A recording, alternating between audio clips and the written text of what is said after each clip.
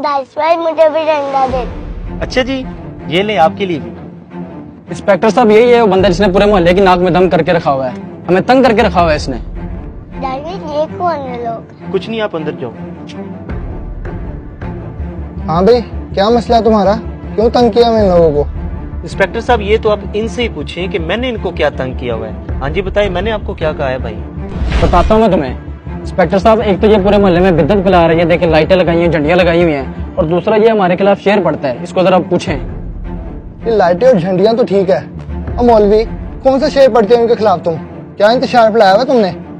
Inspector साहब मैं कोई इंतशार नहीं फैला रहा, और जो शेर की बात भाई कर रहे हैं वो तो बच्चा बच्चा पढ़ता है कि आप सबके पास जाएंगे। वो शेर इतना प्यारा शेर है, वो तो हम हुजूर की मोहब्बत में पढ़ते हैं और शैतान के खिलाफ पढ़ते हैं कि निसार तेरी चहल पहल पर हजारों ईदे रबीउल अव्वल, सिवाय इबलीस के जहां में सभी तो खुशियां मना रहे हैं। ये देखिए इंस्पेक्टर साहब, ये शेर हमारे खिलाफ पड़ता है, ये हमें चिढ़ाने के लिए। हाँ भाई, इस शेर में ऐसा क्या है जो तुम चिढ़ रहे हो? इंस्पेक्टर साहब आपने नहीं देखा, ये हमें इब्लीस कहने की कोशिश कर रहा है। भैया मैं आपको पुलिस किधर कह रहा हूँ, मैं तो ये शैतान के खिलाफ शेर पढ़ता हूँ। आप अपने ऊपर ये क्यों ले रहे हैं? क्या आपको हुजूर की आमद की खुशी नहीं है? और बस करो, आमद की खुशी नहीं है। हुजूर का इंतकाल 12 रबीउल अव्वल को हुआ था, तो हमें खुशी मनानी चाहिए या गम? इंस्पेक्टर साहब एक तो इस बंदे की भी समझ नहीं लगती।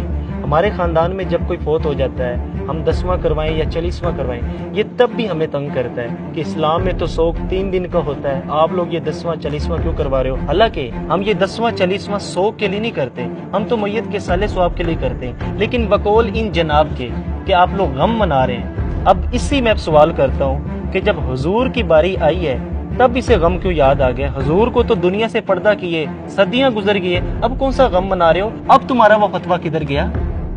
अच्छा तो ये बताओ, ये जो झंडियां लगाई हुई है, लाइटें लगाई हुई हैं, ये इतना पैसा इस पे जाया किया, किसी गरीब की मदद नहीं कर सकते थे? अच्छा तो इससे भी मसला है आपको?